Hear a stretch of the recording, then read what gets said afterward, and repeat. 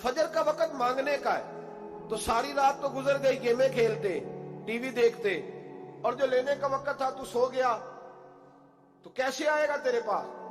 तो उठे सवेरे, बंदों से मांग के देख लिया, बड़ी इज्जतें खराब हुई। फजर का वक्त उठ के झोली फैलाए। मेरे रसूल पाक अलैहिस्सलाम फरमाते हैं, रब फरमाते हैं, जब बंदे मेरे आगे झोली फैलाते हैं मुझे शर्म आती है, कैसे खाली वापस कर दूं?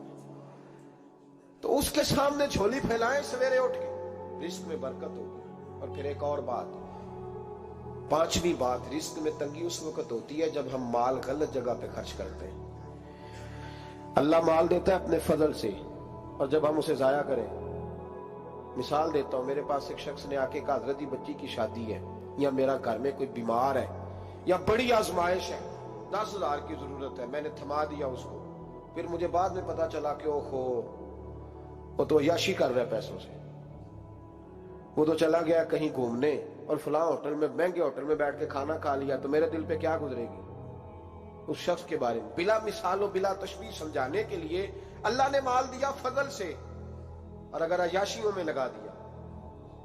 सूफिया फरमाते हैं कि अगर एक धेला तू हराम जगह पे खर्च करे ना, एक धेला, तो 1,00,000 दिनार की बरकत तेरे घर से उठ जाती है। एक धेला हराम जगह पे। ये जो गवैयों पे पैसे फेंकते हो हलाल है? चले बैंड बाजा तो शादी पे आपने अपनी मर्जी से बंद करना है या बजाना है, लेकिन गवैयों पे जो पैसे फेंकते हो जायज है? बोले तो वो फिर कहते, रोते हैं बाद में लोग कि पता नहीं क्या हुआ, शादी के बाद पीछे पीछे आए। तो मैंने कहा शादी के बाद इसलिए पीछे पीछे हाथ हो गया कि शराबें बड़ी पी गई शादी पे, तबाही बड़ी उतरी, तो फिर अल्लाह की रहमत नाराज हो गई। और इस पर मैं कुरान मजीद की आयत पढ़ता हूं, रब फरमाता है, वमन आरादा अन जिक्री फइन्ना लहू मईशतन दनका, बड़ी सख्त आयत। वमन आरादा अन जिक्री, फरमाया जब तू मेरे तज़किरे से, मेरे जिक्र से मुंह फेर लेता है, फइन्ना लहू मईशतन दनका, तो मैं तेरी मईशत को, तेरे रिस्क को तंग कर देता हूं, तो तेरी जिंदगानी तंग होती। और जिसकी जिंदगी अल्लाह तंग करे उसकी कोई खोल सकता है? कहते हैं बड़ी जगहों पे गया हूं, बड़ी फूके मरवाई, बड़े दम कराए, हालात सही नहीं होते, तो मस्जिद आके तौबा कर। वो कह रहा फइन्ना लहू मईशतन दनका, ऐलान है कुरान पाक का कि जब तू मेरे जिक्र से मुंह फेरेगा, रोटी मेरी खाए और पैसे लेके अय्याशी करे, मस्जिद आई ना। हुक्म तो यह है कि जितनी जितनी नेमत बढ़ती जाए सजदे बढ़ने चाहिए, लेकिन हम लोग सजदे कम करते जाते हैं, फर्द नमाज भी नहीं पढ़ते, फिर रिस्क तंग होता है, फिर अल्लाह के अदल का निजाम चलता है, फिर खराबी होती है। इसलिए याद रखें, कुरान मजीद ने हुक्म दे दिया कि अगर चाहते हो कि रिस्क में बरकत हो तो फिर रिस्क देने वाले के आगे झुक जाओ, फिर रिस्क देने वाले के आगे झुको। तो माली परेशानी का बहुत बड़ा सबब यह है कि हम मस्जिद की तरफ नहीं आते, दीन की तरफ नहीं आते, पैसा नाजायज जगह पे खर्च होता है। आप यकीन करें, मस्जिदों का हाल खस्ता है, मदारस का हाल काबिल रहम है, काबिल रहम हालत है मदारस इस्लामिया की। और लोग पैसा कहाँ खर्च करते हैं? मैं तो ये रोना रोता रहता हूँ, हर जगह रोता हूँ। मैं दुनिया के किसी पाकिस्तान के कोने में बैठता हूँ तो रोना रोता हूँ। एक्टर पल गए, और अहले सुन्नत का तो वैसे अल्लाह हाफ़िज़ है, कवालों की कोठियां देखने के काबिल है। और नात खां जो सुर सीखते हैं रात को कहीं बैठ के और सिर्फ आवाज सुरीली है, उनके मकान पजारों देखने के काबिल है। और जिस शख्स ने सारी जिंदगी रसूलुल्लाह का दीन पढ़ाया, सारी जिंदगी, शेखुल हदीस मिजाज के लोग हैं जिनकी बेटियों की शादियां भी होने वाली हैं। मदारस के बच्चे मोटे कपड़े पहन के गर्मियों में घूमते हैं, मोटे कपड़े। और कोई चौधरी अगर कभी देने आता है ना किसी मदरसे में पैसे, तो कहता है जी वो मैंने 50,000 रुपया खर्च करना है, तो कुछ जगह कोई काम बताए कौन सा होने वाला है। मैं क्या तू ले जा कार ही, ये काम बताए। अब किसी इमाम की बेटी की शादी होने वाली है तो पहले तुझे जाके बताएं कि उस वहां हमने खर्च करने। कहते नहीं नहीं वो मेरा एतबार नहीं, तो एतबार नहीं तो जा दौड़ जा। यहां कोई भूखे नंगे लोग बैठे, ये रसूलुल्लाह का नाम लेते हैं, और जो मुस्तफा का नाम लेते हैं रब उन्हें इतना नवाजता है कि कहीं कोई कमी बाकी नहीं रहती। वो कमाल कर देता है जब वो देता है। दरवाजा रसूल से जिसे मिलता है, मेरे आला हज़रत बोल के कौन देता है? देने को मुंह चाहिए, देने वाला है सच्चा, देने वाला है सच्चा। मैं बहुत दूर था पंजाब के कोने में, तो महफिल से फारूक हुआ तो 5-5 हजार के ना 4 नोट एक चौधरी सामने लहदा लहदा करके, तो इस तरह शादियों पे नहीं देते। 2000 ਦਾ ਵੱਖਰਾ ਵੱਖਰਾ ਕਰਨਾ ਨਜ਼ਰ ਆਵੇ, ਉਹਨਾਂ ਨੂੰ ਕਿਤੇ ਨੂੰ ਲੱਗੇ ਕਿ 1000 ਹੀ ਦੇ ਗਿਆ। तो लहदा लहदा करके ना 4 नोट तो यूं किया, हज़रत साहब ये। मैंने कहा तू शायद मुझे जानता नहीं, पता नहीं मैं कौन हूं। उसने कहा क्या मतलब? मैंने कहा मुझे बड़ी बड़ी बड़ी मस्जिदों में लोगों ने कहा आ जाओ। मैंने कहा वहां रहना है जहां मस्जिद भी हो और अल्लाह की दी हुई इज्जत भी हो। बड़े इदारों में तो बातें बड़ी सुननी पड़ती है, तो तू समझा ही नहीं हमें। तूने ये किस तरह की बात कर दी? इसको उठा के ले जा। गैरत है बड़ी चीज जहां ने तगोदो में, पहनाती है ये फक्र को ताजे सरदारा। एक साहब मुझे टेलीफोन करके कहने लगे जनाब एक टाइम चाहिए था। मैंने कहा मैंने यार सारे वक्त इत्तेफाक की बात है कि 6-6, 7-7, 8-8 महीनों कबल लोग वक्त ले लेते हैं, तो टाइम नहीं है। कहने लगे मेरा तो उमरा करांदा भी इरादा सी, मेरा तो मैंने कहा मैंने कभी ख्वाब में भी नहीं सोचा था कि मैं मदीने की इतनी हाजिरी दूंगा जितनी मेरे रब ने मुझे दिलाई है। तू मुझे कौन सी बात बताता है? ये तो मेरे रब का फजल है। मीरा दी गल ना गरीबां दी गल है, मदीने च जाना नसीबां दी गल है। तू कैसी बात बताता है कि थोड़ा सा मैं इशारा दूंगा तो शायद बंदा जो है वो फौरी तौर पे पिघल जाएगा? ऐसा मसला ही कोई नहीं। मेरे रब का तो इतना करम है, इतना करम है कि हमने ख्वाब में भी नहीं सोचा था कि इतना नवाजेगा। तो ये लोग गलत समझते हैं। मैं अपने मदरसे के तालिब इल्मों को कहता हूँ जिंदगी में सबसे अच्छा खाना अल्लाह तुम्हें देगा और सबसे ज्यादा अच्छा कपड़ा अल्लाह तुम्हें देगा, सबसे अच्छी गाड़ी अल्लाह तुम्हें देगा। बस एक शर्त है, सारी जिंदगी मोहम्मद अरबी के वफादार रहना, रसूलुल्लाह के निजाम से हुजूर के तरीके से कभी गद्दारी कभी ना करना। बड़ा नवाजेगा और इतना नवाजेगा तुमने कभी सोचा भी नहीं होगा। तो याद रखें अल्लाह रिस्क में बरकत देता है, लेकिन उस वक्त जब हम अपनी जिंदगी हकीर करते हैं ना। अब जहां आने लगा हूं वहां आपको लाना चाह रहा हूं। हम पता क्या करते हैं? हाथ फैलाते हैं। बड़े बड़े रईस आजम होके लोग हाथ फैलाते हैं। अगर आप नाराज ना हो तो एमएनए ने भी इन्वेस्टर रखे होते हैं, एमपीए का भी इन्वेस्ट, वो भी फोन करता है कि इतनी फ्लैक्स तेरे जिम्मे, इतने तेरे जिम्मे।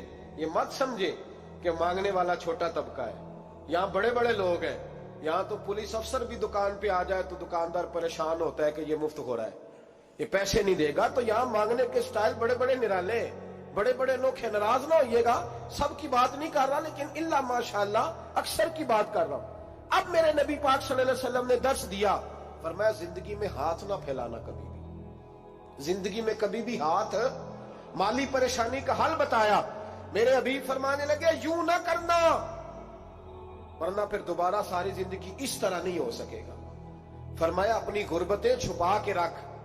अगर अल्लाह कभी आजमाइश डाले तो अल्लाह के साथ बात कर, उसके नेक बंदों के साथ बात कर।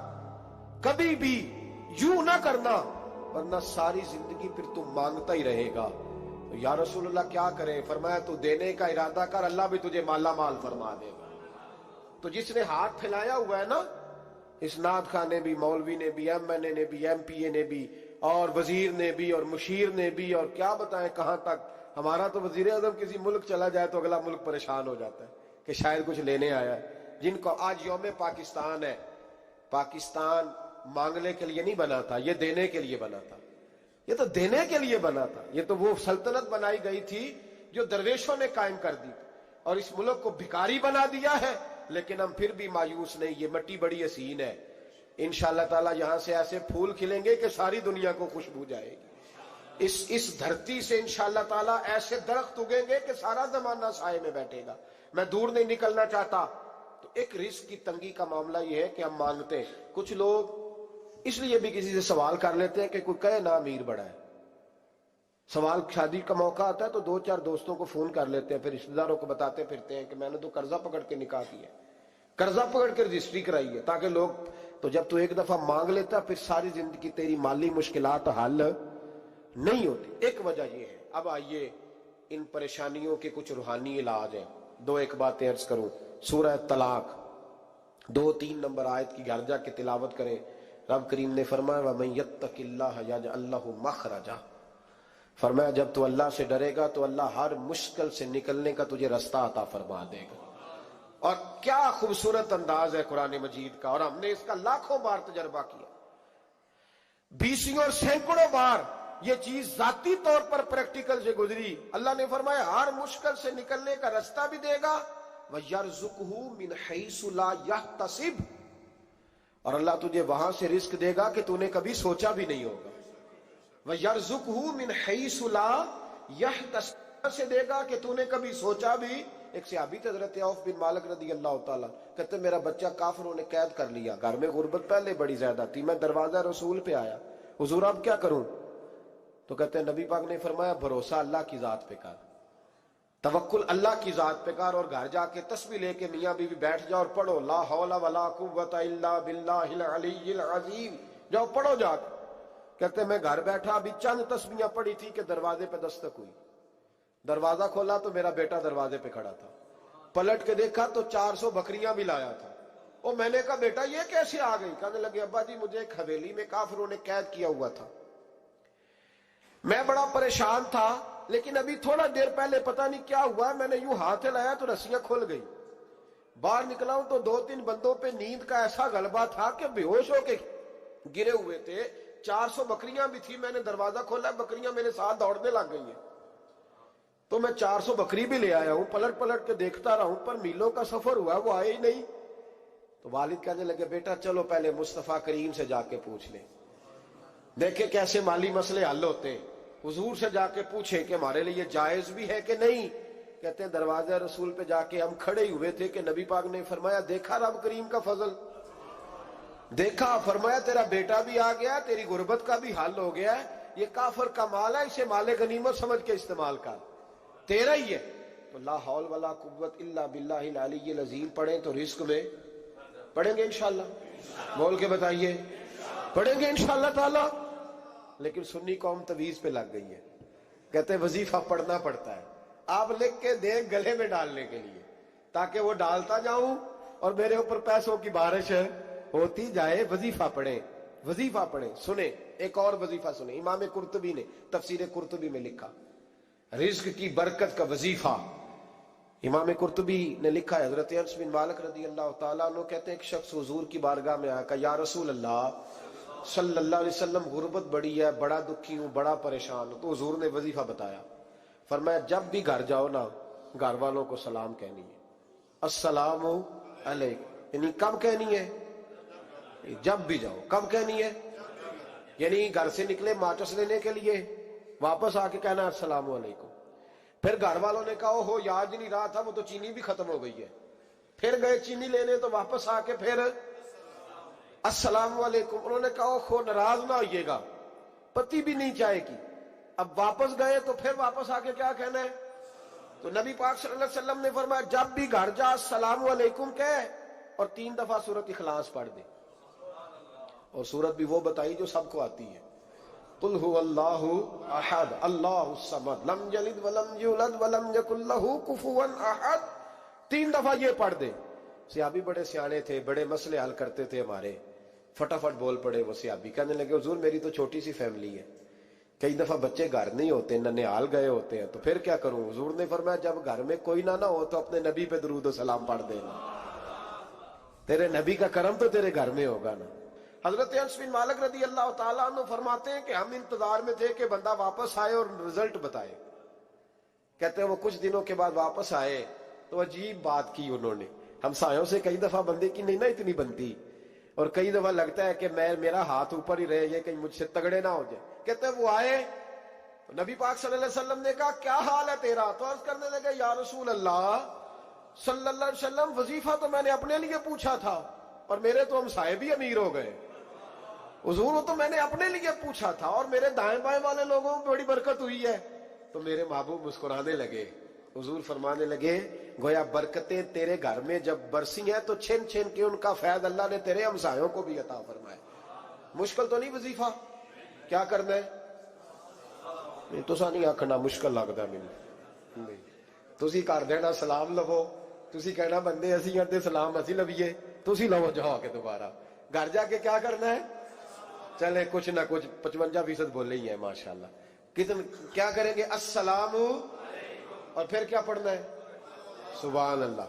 3 دفعہ سورۃ اخلاص پڑھ دیں، فرمایا اللہ برکت پیدا کر دے گا. اب سنیں، ایک دوست آئے کہنے لگے حضرت جی بڑے پیروں کے پاس گیا ہوں، مالی مسئلہ حل نہیں ہوتا. تو میں نے کہا میں تجھے نبی پاک کی بارگاہ میں نہ لے جاؤں؟ پیروں کے پیر کے پاس نہ چلے جائیں؟ میں نے کہا سن تیرا مالی مسئلہ حضور حل کر دیتے. مشکات میں حدیث ہے, ایک صحابی نے کہا حضور غربت ہے, فرمایا روز رات کو سورت واقعہ پڑھ, تیرے گھر میں فاقہ نہیں آئے گا. اور یار بتاؤ, جب نبی پاک نے کہہ دیا نہیں آئے گا تو آئے گا, حضور نے کہہ دیا نہیں آئے گا تو آئے گا, اللہ اکبر, آ ہی نہیں سکتا. تو وہ والا وظیفہ پڑھ جو مصطفیٰ کریم نے بتایا ہے, اور رب کریم کی بارگاہ میں گویا نیت ہو کہ یا اللہ میں کوئی خود تو نہیں نہ پڑھ رہا, تیرے نبی نے بتایا ہے, سورت واقعہ پڑھ, تیرے گھر میں فاقہ. حضرت عبداللہ ابن مسعود رضی اللہ تعالیٰ عنہ بیمار ہو گئے, شدید بیمار, اور بیٹیوں کے باپ تھے, بیٹیاں زیادہ تھیں. حضرت عثمان غنی رضی اللہ تعالیٰ عنہ کا دور خلافت تھا. جناب عثمان غنی تیمارداری کرنے آئے اور کہنے لگے عبداللہ آپ بڑے بیمار ہیں, ابن مسعود آپ بڑے علیل ہیں, کچھ پیسے نہ بھیج دوں خزانے سے؟ تو حضرت ابن مسعود کہنے لگے ضرورت نہیں, کہا آپ کی بیٹیاں ہیں کام آئیں گے. تو آپ فرمانے لگے میں نے بیٹیوں کو خزانہ دے دیا ہے. کہا کیا خزانہ دیا ہے؟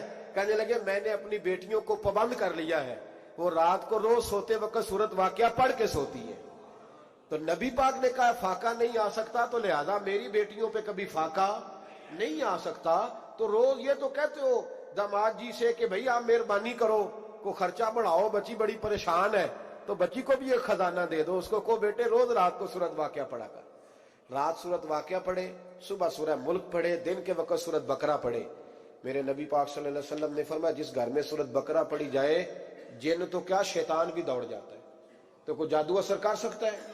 تو ان وظیفوں پہ عمل کریں جو نبی پاک صلی اللہ علیہ وسلم نے ہمیں عطا کیے ہیں. حضور غوث پاک نے بھی ایک وظیفہ بتایا ہے, وہ بھی بتا دوں آپ کو. غوث اعظم رضی اللہ تعالیٰ عنہ کی خدمت میں ایک شخص آیا, اس نے کہا حضور بڑی تجارت کرتا ہوں, کام نہیں چلتا. فرمانے لگے اب تو اللہ سے تجارت شروع کر دے. کیا مطلب؟ فرمانے لگے 10 کمائے تو ایک اللہ کے رستے میں دے, رب کریم اس کے بدلے میں تجھے 70 عطا فرمائے گا. اس نے کہا حضور اس طرح کروں؟ فرمایا تو یہ کر کے دیکھ, عبد القادر جیلانی وعدہ کرتا ہے اللہ تیری مدد کرے گا. غلام کہتے ہیں وہ 6 مہینے کے بعد آیا. پہلے جب آیا تھا تو پیدل آیا تھا, 6 ماہ کے بعد آیا تو 6 اونٹ تھے اس کے پاس, اور آ کے حاضر ہوا. تو کہنے لگا حضور زندگی پتہ نہیں کہاں گزار دی, کاروبار کا تو مزہ ہی اب آیا ہے, اب مزہ آیا ہے کاروبار کرنے کا, اب مزہ آیا ہے. کہ 10 میں سے 1 دیتا ہوں, پتہ نہیں کتنا مہربان ہے. اور یہ آیت ہے وَيَرْزُقْهُ مِنْ حَيْثُ لَا يَحْتَسِبُ, تجھے وہاں سے دے گا کہ تیرا کبھی گمان بھی نہیں گیا ہوگا.